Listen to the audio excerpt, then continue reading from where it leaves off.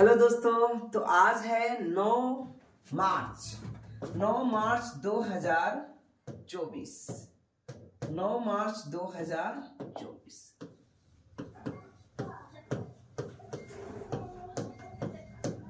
तो आज का करंट अफेयर स्टार्ट करते हैं इस मोटिवेशनल कोट के साथ। जिंदगी जीना आसान नहीं होता, बिना संघर्ष के कोई महान नहीं होता। जब तक ना पड़े हथौड़े की चोट, पत्थर भी भगवान नहीं होता। तो बच्चों, आप इस मोटिवेशनल कोट से क्या सीखे कि जिंदगी आसान नहीं होता, बिना संघर्ष के कोई महान नहीं होता। तो आप हमेशा संघर्ष में प्रयत्नशील रहे। कभी अच्छी दिन आती है तो कभी दिन खराबे आती है, तो आपको मेहनत लगातार हमेशा करते रहना चाहिए, है ना। ये दुखों का पहाड़ कभी ज्यादा बड़ा आता है, कभी छोटा आता है और कभी ठीक ठाक चलता है। तो ठीक है बच्चों, आज का क्वेश्चन हम स्टार्ट करते हैं। आज का थ्योरी स्टार्ट करते हैं इस पहले क्वेश्चन के साथ। पहला क्वेश्चन है, हाल ही में किस राज्य ने ग्रीन हाइड्रोजन नीति को मंजूरी दी है? वो राज्य कौन सा है जो ग्रीन हाइड्रोजन नीति को मंजूरी दिया है?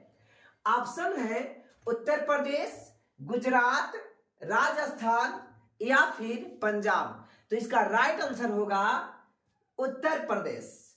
उत्तर प्रदेश ऐसा पहला राज्य है जो ग्रीन हाइड्रोजन नीति को मंजूरी दिया है। तो आंसर हो गया उत्तर प्रदेश। नेक्स्ट, इसमें और इंपॉर्टेंट फैक्ट्स देखिए। उत्तर प्रदेश की ग्रीन हाइड्रोजन नीति के अनुसार सोनभद्र जिले, उत्तर प्रदेश के कौन सा जिले? सोनभद्र जिले, है ना। कुछ दिन ये अखबार में था कि यहाँ इतना ज्यादा सोना निकला है, इतना ज्यादा कि इससे भारत की गरीबी दूर हो जाएगी, है ना। तो ये अफवाह था। तो सोनभद्र जिले के अनपारा में 800 मेगावाट की 2 इकाइयां स्थापित, यानी 2 यूनिट स्थापित किया गया है। ठीक है ना। तो याद रखिएगा, उत्तर प्रदेश के सोनभद्र जिले में 2 यूनिट लगाई गई है। इन इकाइयों का एनटीपीसी के सहयोग से स्थापित किया गया, है ना। तो ये जो ग्रीन हाइड्रोजन नीति, ये किस कंपनी के सहयोग से यहाँ पे बनाया जा रहा है? तो इसका आंसर क्या आ जाएगा? एनटीपीसी। याद रखिएगा, ये बिजली कंट्रीब्यूशन में साथ देती है एनटीपीसी। इसका लागत क्या है? 8,624 करोड़ रुपया। इसमें टोटल लागत आई है 8,624 करोड़ रुपया। हरित हाइड्रोजन नीति अगले 5 वर्षों के लिए बनाई गई है। ग्रीन हाइड्रोजन यानी हरित हाइड्रोजन नीति को लागू करने के लिए उत्तर प्रदेश की नवीन एवं नवीकरणीय ऊर्जा विकास एजेंसी यानी यूपीएनईडीए के नोडल एजेंसी द्वारा ये बनाया गया है। याद रखिएगा, यूपीएनईडीए का फुल फॉर्म क्या हो जाएगा? Uttar Pradesh new and renewable energy development agency. Uttar Pradesh के बारे में कुछ जानिए, है ना।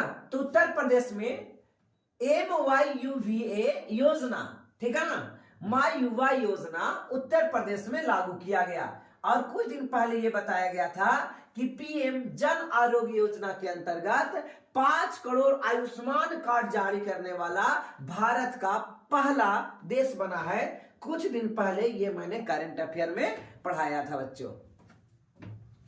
ठीक है।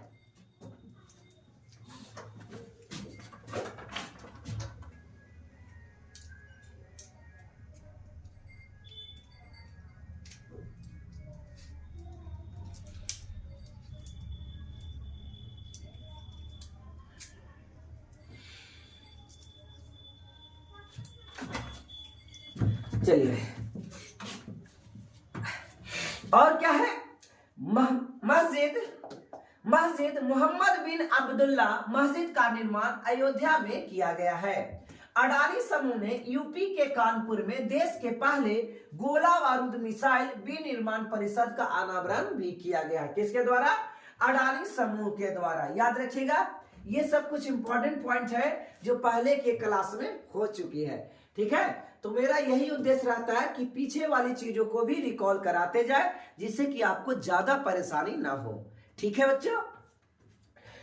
कहता है नोएडा में 36वें वार्षिक पुष्प शो आयोजन किया था। 21 हवाई अड्डों वाला उत्तर प्रदेश विश्व भारत का पहला राज्य बना है। सबसे ज्यादा हवाई अड्डा अगर किसी राज्य में है तो ये उत्तर प्रदेश में, और कितना है 21 हवाई अड्डा यहाँ पे बनाया गया है उत्तर प्रदेश राज्य में। संभल डिस्ट्रिक्ट, उत्तर प्रदेश के संभल डिस्ट्रिक्ट में श्री कल्की धाम मंदिर का शिलान्यास भी किया गया है। ये भी कुछ दिन पहले करंट अफेयर में हुआ था। कन्या सुमंगला योजना, कन्या सुमंगला योजना के तहत अनुदान 83 बढ़ा करके 25,000 रुपया कर दिया गया है। ठीक है बच्चे, आइए आज का देखते हैं क्वेश्चन नंबर 2। 5वें राष्ट्रीय युवा संसद महोत्सव 2024 में प्रथम पुरस्कार किसने जीता है? तो आपके पास ऑप्शंस हैं कनिष्का शर्मा, वैष्णव पिचाई, यतीन भास्कर दुग्गल या फिर अभिनव बिंद्रा। तो इसका राइट आंसर हो जाएगा यतीन भास्कर दुग्गल। इसका राइट आंसर क्या होगा? यतीन भास्कर दुग्गल। आइए नेक्स्ट देखते हैं। 5वें राष्ट्रीय युवा संसद महोत्सव 2024 का आयोजन पूरे देश में 9 फरवरी 2024 से 6 मार्च 2024 तक किया गया है। इसका थीम क्या है? इसका थीम है young voice engage and empower for nation transformation. तो इसका आप थीम याद रख सकते हैं। कहता है पहला राष्ट्रीय युवा संसद महोत्सव कब मनाया गया था? 2019 में मनाया गया था। इसका उद्देश्य क्या है? तो इसका उद्देश्य है लोकतंत्र की जड़ों को मजबूत बनाना। कहता है अब अनुच्छेद 79 देखे, बहुत बहुत इंपॉर्टेंट है बच्चे, आप इसको कॉपी में लिख लीजिएगा। ठीक है ना, आगे की क्लास में मैं ये पढ़ाऊंगा तो वहां पे आपको अच्छा से समझ में आ जाएगा। अनुच्छेद 79 कहता है संसद का गठन होगा, है ना, न लोकसभा का गठन न राज्यसभा का गठन, सिर्फ संसद का गठन पूछा जाए तो आर्टिकल 79 होगा। अगर राज्यसभा का गठन करा जाए, पूछा जाए तो 80, राज्यसभा का गठन 80 और लोकसभा का गठन 81, है ना, सब लगातार है।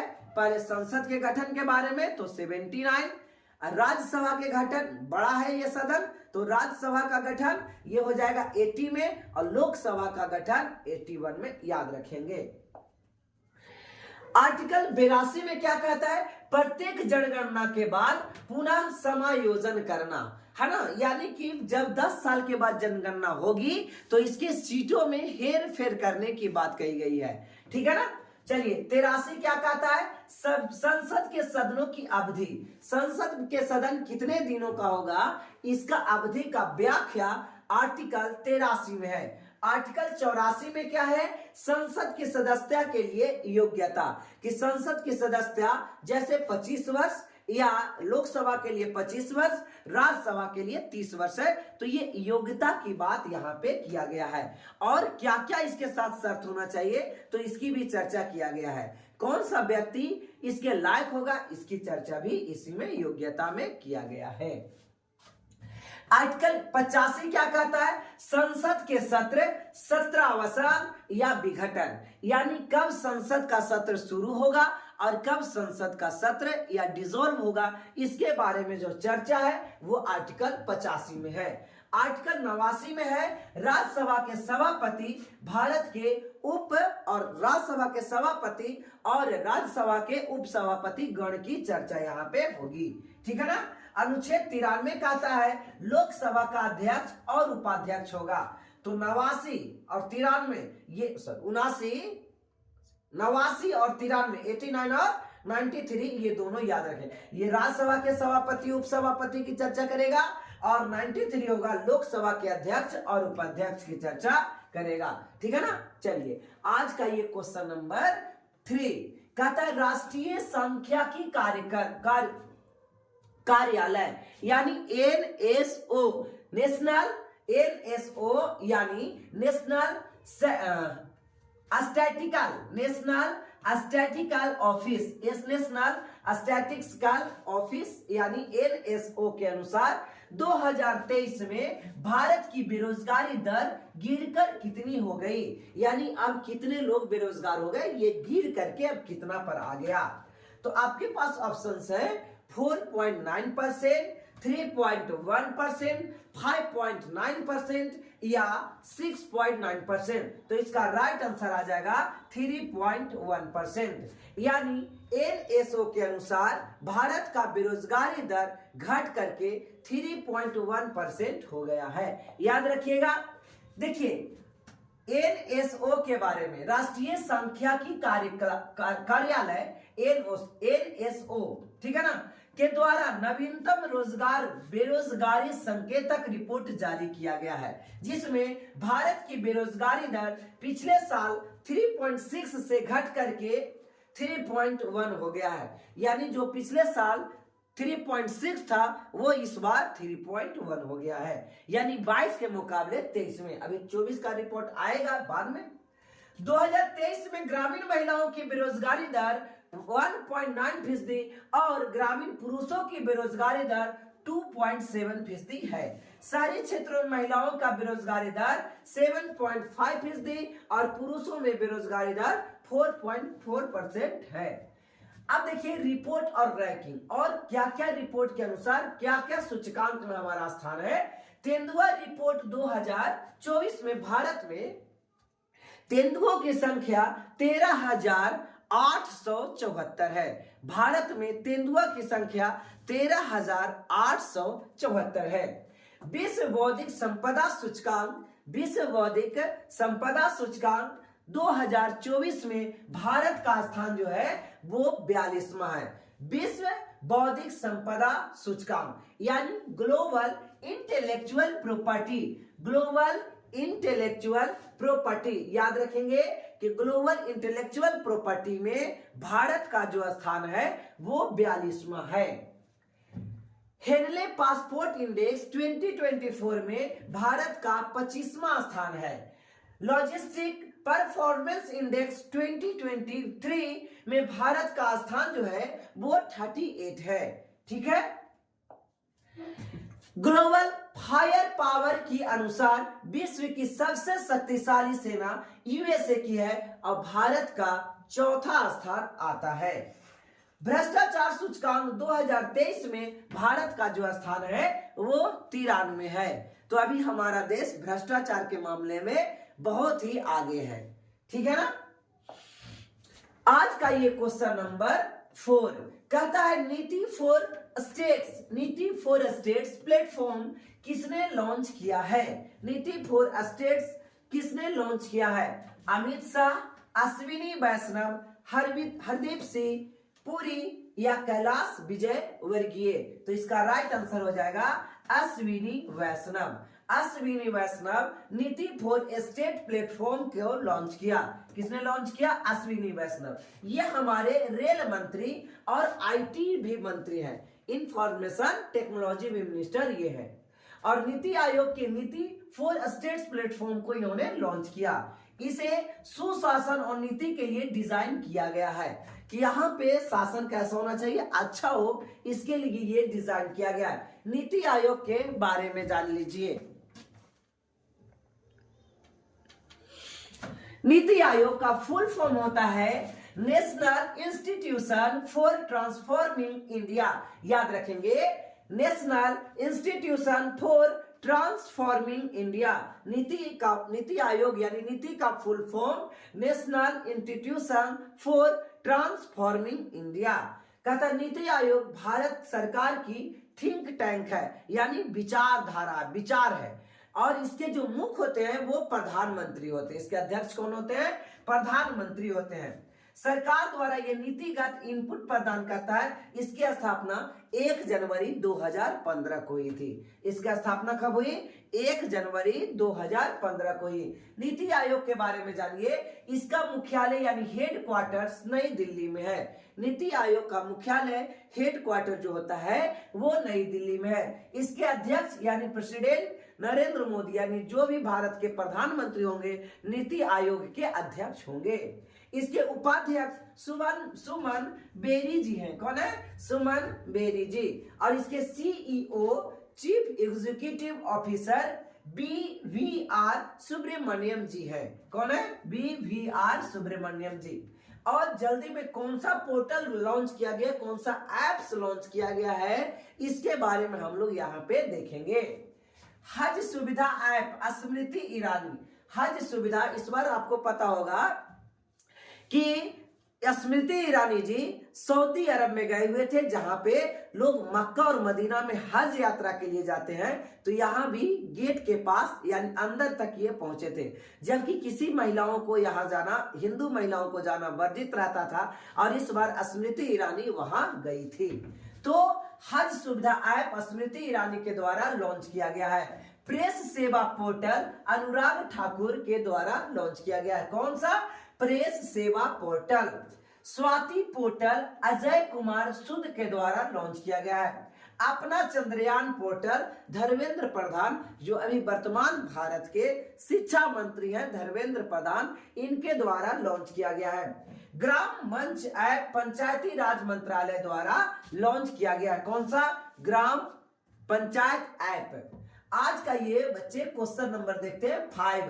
कहता है मीथेन सैट किसने लॉन्च किया है? मीथेन सैट किसने लॉन्च किया है? ऑप्शंस हैं इसरो, नासा, सेंसा या स्पेस एक्स, है ना। तो याद रखेंगे स्पेस एक्स के द्वारा लॉन्च किया गया है मीथेन सैट। क्या लॉन्च किया गया बच्चे? मीथेन सैट स्पेस एक्स के द्वारा लॉन्च किया गया है। ट्विटर के मालिक एक्स जो है, एक्स अब पहले ट्विटर हुआ करता था, वो एक्स होता है, और इन्हीं का स्पेस एक्स है।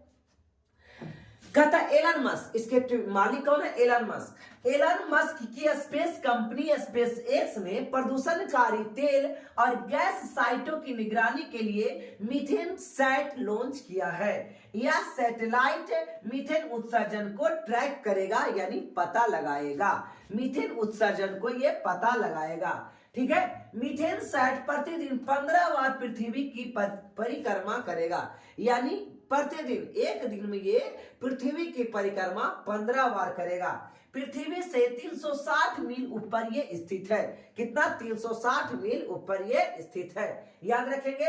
यानी लगभग 579.364 किलोमीटर ऊपर है।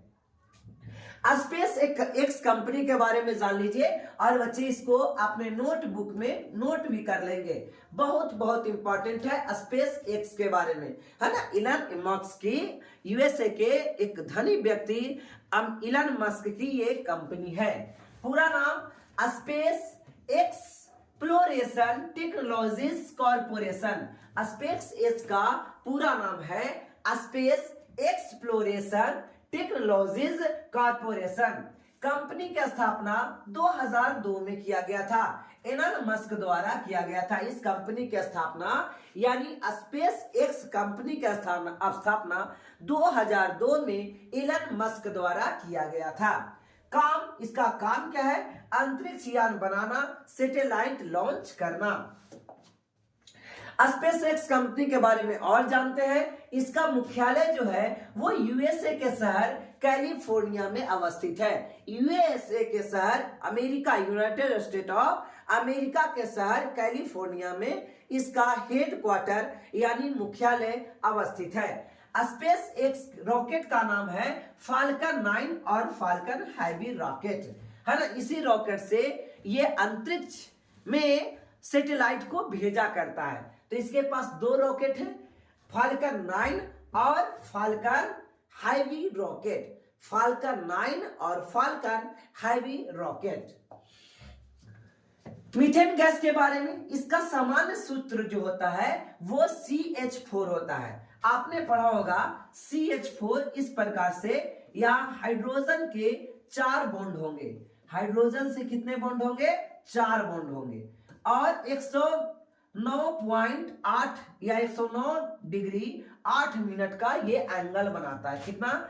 109 डिग्री 109 डिग्री 28 मिनट का एंगल बनाता है। इस प्रकार से आप मीथेन का स्ट्रक्चर देखे होंगे, है ना। कुछ बच्चे सोच जाते हैं कि मीथेन का स्ट्रक्चर तो ये होगा, है ना, टेट्राहेड्रल होता है बच्चे। इस प्रकार से स्क्वायर प्लेनर नहीं बनाएगा, ये कैसा बनाएगा? टेट्राहेड्रल बनाता है।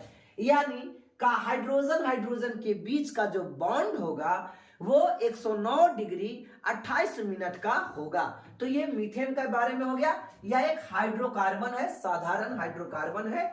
यह रंगहीन और गंधहीन गैस है, यानी मीथेन में ना तो कोई रंग होता है और न इसका कोई स्मेल होता है, यानी कलरलेस होगा और ओडोरलेस होगा, यानी गंधहीन होगा।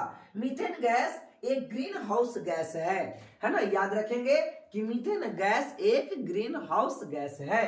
कहता है मीथेन गैस को मार्स गैस भी कहा जाता है, क्योंकि यह दलदली भूमि में उत्पन्न होती है। जैसे धान कटता होगा तो देखते होंगे कि धान के जड़ के पास से बुलबुला निकलता है, और तो यही बुलबुला क्या है, मीथेन गैस है। ठीक है ना बच्चे, तो याद रखेंगे ये दलदली भूमि में निकलता है, इसलिए मीथेन गैस को मार्स गैस भी कहा जाता है।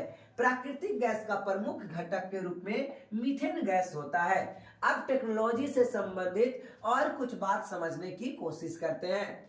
और ये कौन है, तो ये फेसबुक नहीं, गूगल के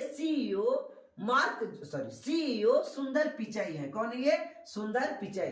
तो दूरसंचार विभाग चक्षु कुछ दिन पहले चक्षु पोर्टल को लॉन्च किया गया था, है ना। तो याद रखेंगे गूगल ने वीडियो गेम निर्माण के लिए जीनी एआई लॉन्च किया है। आर्टिफिशियल इंटेलिजेंस, एआई का फुल फॉर्म आर्टिफिशियल इंटेलिजेंस यानी जीनी को लॉन्च किया। याद रखेंगे एक महिला का नाम है, लेकिन ये महिला ओरिजिनल नहीं है, ये आर्टिफिशियल इंटेलिजेंस समझे तो यह एक रोबोट है जो क्या करेगा, गूगल ने वीडियो गेम निर्माण के लिए, यानी गूगल पर जो वीडियो गेम निर्माण होगा ये यही निर्माण करेगी। जीनी, कौन सा, जीनी यानी robot.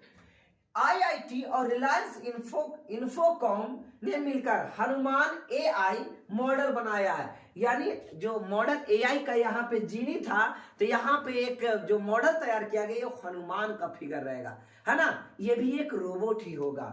Artificial intelligence, artificial intelligence. अंतरराष्ट्रीय क्रिकेट परिषद आईसीसी, इसका मुख्यालय कहाँ है बच्चे, तो इसका मुख्यालय दुबई यूएई संयुक्त अरब अमीरात में है। यूनाइटेड स्टेट, है ना, यूएई यूनाइटेड अरब अमीरात, यूएई यूनाइटेड अरब अमीरात में इसका मुख्यालय है आईसीसी के। तो इस परिषद के अध्यक्ष ग्रेग वार्कले हैं। कौन है, ग्रेग वार्कले, जो न्यूजीलैंड के हैं। अंतरराष्ट्रीय क्रिकेट परिषद के सीईओ जोसेफ एलार्डिस है। कौन है, जोसेफ एलार्डिस। एशियाई क्रिकेट परिषद यानी एसीसी के अध्यक्ष जय शाह जी हैं। अमित शाह के पुत्र जय शाह, यानी जो हमारे गृह मंत्री अमित शाह हैं, इनके बेटे Jay Shah. Athletics officers of Lokpal 20 अर्थात बीसीसीआई के सीईओ अभी विनीत शरण है। कौन है, विनीत शरण। और भी देखिए अंतरराष्ट्रीय ओलंपिक समिति, अंतरराष्ट्रीय इंटरनेशनल ओलंपिक कमेटी के अध्यक्ष थॉमस वाक, जो जर्मनी के निवासी हैं, थॉमस वाक हैं। अंतरराष्ट्रीय एथलेटिक्स महासंघ के अध्यक्ष सेबास्टियन को, ये ब्रिटेन के हैं। कहां के हैं बच्चे, ब्रिटेन के हैं। अंतरराष्ट्रीय भारोत्तोलन महासंघ IWF के अध्यक्ष मोहम्मद जलूद जी हैं। कौन है, मोहम्मद जलूद जी हैं। आगे देखा जाए आज का ये क्वेश्चन नंबर 6 होगा। भारत के साथ कौन सा देश रुपए में व्यापार करने पर सहमत हुआ है। यानी व्यापार करने के लिए अब उसके डॉलर की जरूरत नहीं होगी, रुपया में भी व्यापार होगा। तो इसके लिए कौन सा देश सहमत हुआ है, ऑप्शंस है नेपाल, जापान, इंडोनेशिया, फिलीपींस। तो इसका राइट आंसर होगा इंडोनेशिया। इसका राइट आंसर क्या होगा बच्चे, इंडोनेशिया। कहते हैं भारत और इंडोनेशिया राष्ट्रीय मुद्राओं रुपया और रुपये में व्यापार करने पर सहमत हुए। ये भारत का मुद्रा रुपये है और इंडोनेशिया का मुद्रा रुपया है। क्या है? रुपया है। दोनों देश के केंद्रीय बैंकों के गवर्नर ने समझौता ज्ञापन पर हस्ताक्षर किया है। ठीक है ना बच्चे, तो आप याद रखेंगे इस प्रकार से भारत और इंडोनेशिया के बीच रुपये में भी व्यापार होगा। समझौते पर ज्ञापन रिजर्व बैंक के गवर्नर वर्तमान भारत में आरबीआई के गवर्नर शक्तिकांत दास जी हैं। कौन है? शक्तिकांत दास। और इंडोनेशिया बैंक के गवर्नर, ठीक है ना, ये पेरी बारजियो है। पेरी बारजियो है। इसके निर्यातकों और आयातकों को घरेलू मुद्राओं में बिल और भुगतान करने में आसानी होगी। यहाँ डॉलर को बाईपास कर दिया गया है। अब आइए इंडोनेशिया के बारे में देखते हैं बच्चे। ठीक है ना, तो दक्षिण एशियाई की ये देश इंडोनेशिया है जो हजारों यहाँ पे द्वीप पर बसा हुआ है, लेकिन यहाँ 5 बड़े बड़े आइलैंड हैं, जिसमें सेलाबिस, जिसमें जकार्ता, ठीक है ना, तो ये सब बड़े बड़े द्वीप आपको नजर आएंगे। ठीक है, ब्रुनेई होगा, है ना, और ये बहुत सारे बड़े बड़े यहाँ पे देश हैं। ओके, तो इंडोनेशिया की राजधानी जकार्ता है, लेकिन ये राजधानी चेंज करने की बात कर रहा है और इसकी नई राजधानी नुसांतरा को बनाएगा। किसको बनाएगा? नुसांतरा। नुसांतरा, ठीक है ना, याद रखेंगे नुसांतरा। इंडोनेशिया की नई राजधानी नुसांतरा होगी, लेकिन अभी सारी के सारी कार्य पार्ट जकार्ता से ही हो रहा है। इंडोनेशिया से यहाँ पे दिया है नुसांतरा है। इंडोनेशिया की राजधानी कहाँ है? नुसांतरा। इसका मुद्रा रुपया है। क्या है? रुपया। और भारत की मुद्रा रुपया। यहाँ के जो राष्ट्रपति हैं वो प्रबोवो सुब्रियांतो। प्रबोवो सुब्रियांतो। ठीक है, याद रखेंगे। आज का ये क्वेश्चन नंबर 7 होगा। कहता है विधवा पुनर्विवाह प्रोत्साहन, है ना, योजना का उद्घाटन किस राज्य के द्वारा हुआ है? कौन सा? विधवा पुनर्विवाह प्रोत्साहन। विधवा पुनर्विवाह प्रोत्साहन योजना। विधवा पुनर्विवाह प्रोत्साहन योजना का शुरुआत किस देश राज्य में किया गया है? आपके पास ऑप्शंस है असम, त्रिपुरा, नागालैंड या फिर झारखंड। तो इसका राइट आंसर प्यारे मित्रों हो जाएगा झारखंड। इसका राइट आंसर क्या होगा? झारखंड। कहता है झारखंड के मुख्यमंत्री चंपई सोरेन, याद रखेंगे वर्तमान झारखंड के मुख्यमंत्री कौन है? चंपई सोरेन है, ने विधवा पुनर्विवाह प्रोत्साहन योजना की शुरू की। इसका उद्देश्य विधवाओं के पुनर्विवाह कराने वाले को 2 लाख रुपया प्रति यानी वित्तीय प्रोत्साहन दिया जाएगा। अगर विधवा की शादी होगी तो सरकार के द्वारा, यहाँ के राज्य मुख्यमंत्री के द्वारा मुख्यमंत्री कोष से 2 लाख रुपए दिए जाएंगे। विधवा पुनर्विवाह योजना देश के कई राज्यों में लागू है, जिसमें हिमाचल प्रदेश, केरल, मध्य प्रदेश सहित कई राज्य भी शामिल है। तो ये झारखंड भी अभी इस रूप में शामिल हो गया। झारखंड का करेक्ट अफेयर देखें बच्चे। झारखंड अबुआ आवास योजना झारखंड में शुरू किया गया है। कौन? अबुआ आवास योजना। मिनिमम प्लास्टिक बनाने वाला पहला राज्य झारखंड बना है। झारखंड की पहली नव एम्बुलेंस सेवा साहिबगंज से शुरू किया गया। आगे झारखंड राज्य 2017 तक नेट जीरो लक्ष्य रखा है। किसके लिए? विजन डॉक्यूमेंट्री जारी किया है। याद रखेंगे एनटीपीसी ने किस झारखंड में पहले वातानुकूलित हरा कंडेंसर चालू किया है। तो आप ये सब बातें याद रखेंगे झारखंड के बारे में। कहता झारखंड में किसानों के लिए जल संरक्षण योजना शुरू किया। कौन सा? जल संरक्षण योजना शुरू किया गया। देवघर हवाई अड्डे का उद्घाटन झारखंड राज्य में किया गया। यहाँ पे देवघर में जो बोलबम हम लोग जाते हैं देवघर में, तो यहाँ एक हवाई अड्डे का शिलान्यास उद्घाटन किया गया। हर गांव पुस्तकालय वाला देश, है ना, पहला जिला जमतवाड़ा बना। झारखंड का कौन सा जिला? जमतवाड़ा। ये जमतवाड़ा हर गांव में एक पुस्तकालय भवन है। ठीक है। राज्य सरोगेसी बोर्ड का गठन करने वाला देश का पहला राज्य भी झारखंड बना है। सरोगेसी एक प्रकार की गर्भ धारण करने वाला होता है। ठीक है ना, सरोगेसी मॉम होते हैं, मदर होते हैं, जो बच्चे को मदर तो उन्हीं का रहता है, लेकिन बेबी पलता है किसी और के घर में, तो इसको सरोगेसी मदर कहते हैं बच्चे। आज का ये क्वेश्चन नंबर 8 कहता है किस राज्य के माजुली मुखौटा को जीआई टैग ज्योग्राफिकल इंडिकेटर का टैग दिया गया है। जीआई मतलब ज्योग्राफिकल इंडिकेटर का टैग दिया गया है। असम, मेघालय, त्रिपुरा, नागालैंड। तो इसका राइट आंसर हो जाएगा प्यारे साथियों असम। बिकॉज कारण क्या है, असम में ही तो माजुली द्वीप है, जो विश्व की सबसे बड़ी नदी द्वीप माजुली द्वीप है।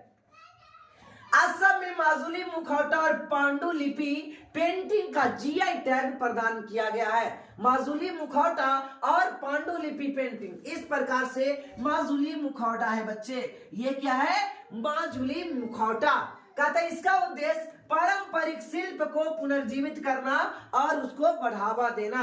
आंध्र प्रदेश के नरसापुर पारंपरिक कुरकट फीता शिल्प को जीआई टैग दिया गया है। तो ये भी आप याद रखिएगा, ठीक है। ये सब आप बिल्कुल याद रखेंगे, ये सब बहुत बहुत इंपॉर्टेंट है बच्चे, है ना। अभी 2024 में जितने भी एग्जाम होंगे यहाँ जीआई टैग से क्वेश्चन आएगा, तो ये वाला आप याद रखेंगे। भारी रहे चाहे कुछ रहे, आपको रटना होगा। यहाँ से जीआई टैग से क्वेश्चन अक्सर पूछा जाता है। और हाल ही में किस जगह को, क्या चीज को जीआई टैग दिया गया है, ये भी क्वेश्चन आता है। चलिए तो याद करते हैं, लांजिया सौरा पेंटिंग, लांजिया सौरा पेंटिंग, ठीक है ना, ये उड़ीसा को जीआई टैग दिया गया। डोंगेरिया क्रोध सोल, ये भी उड़ीसा के। खजुरी गुड़ा, उड़ीसा के।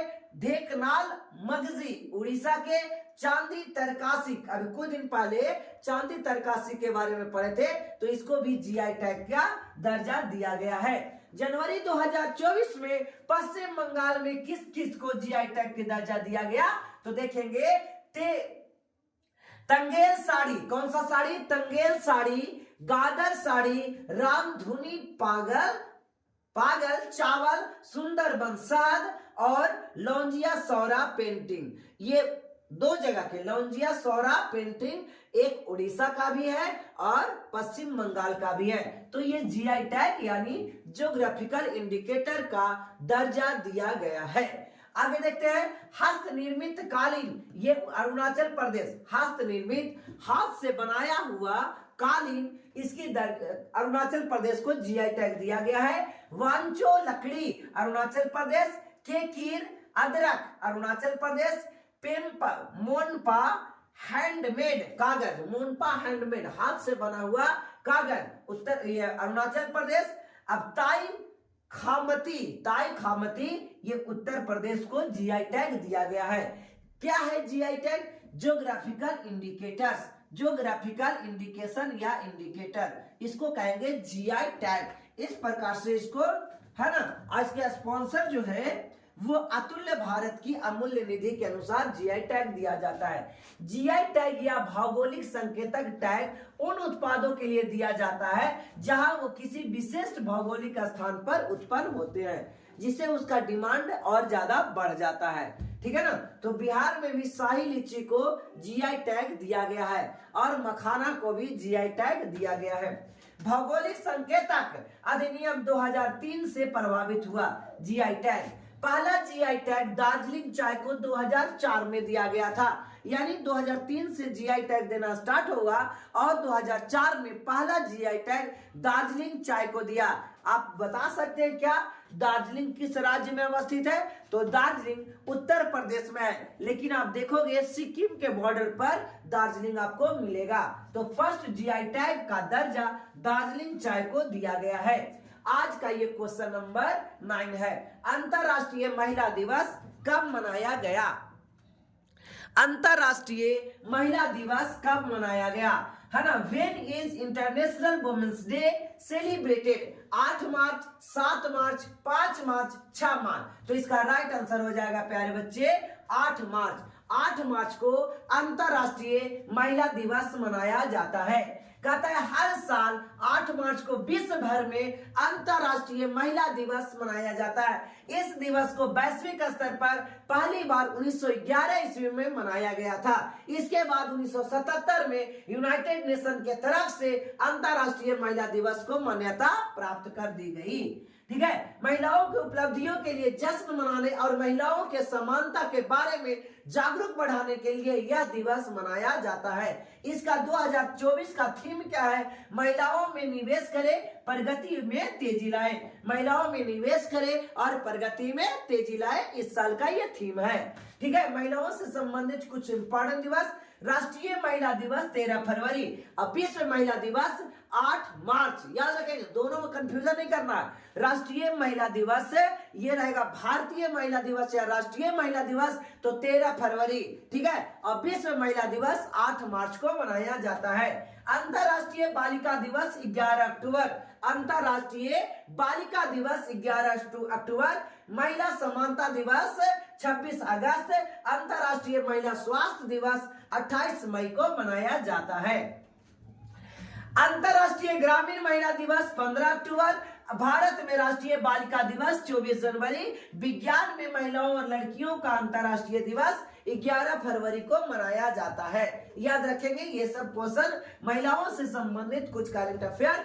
महिला जन्नांग विकृति के प्रति शून्य सहनशीलता का अंतर्राष्ट्रीय दिवस 6 फरवरी। इंजीनियरिंग में अंतर्राष्ट्रीय महिला दिवस 23 जून को मनाया जाता है। आज का बच्चे ये क्वेश्चन नंबर 10 और लास्ट क्वेश्चन होगा। नरेश कुमार किस देश में भारत के राजदूत बने हैं? कौन नरेश कुमार किस देश में भारत के राजदूत बने हैं? ऑप्शंस है मालदीव, श्रीलंका, मॉरिटानिया या अमेरिका।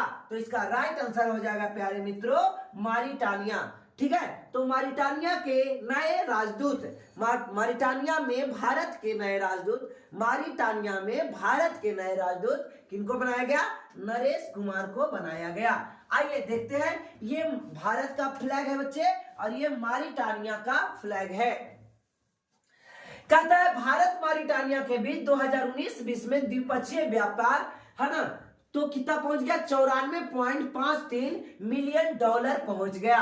कहता है भारत ने मॉरिटानिया को विकासात्मक परियोजनाओं के लिए 21.8 मिलियन की क्रेडिट लाइन प्रदान किया। यानी बहुत कम किस्तों पर बहुत दिनों के बाद वो पैसा लौटाएगा।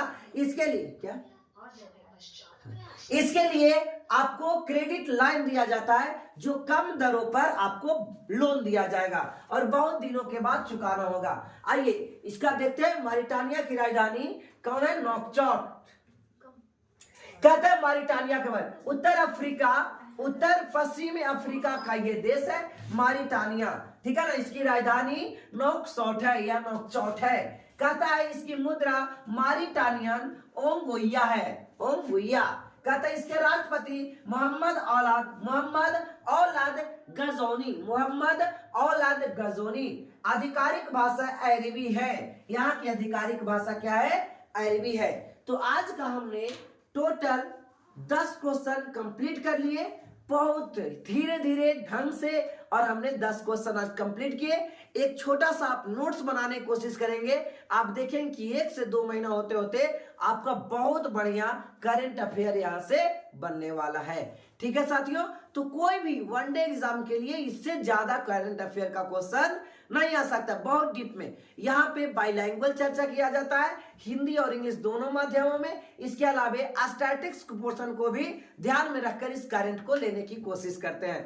तो हैव अ गुड डे, आपका दिन शुभ हो। Good night.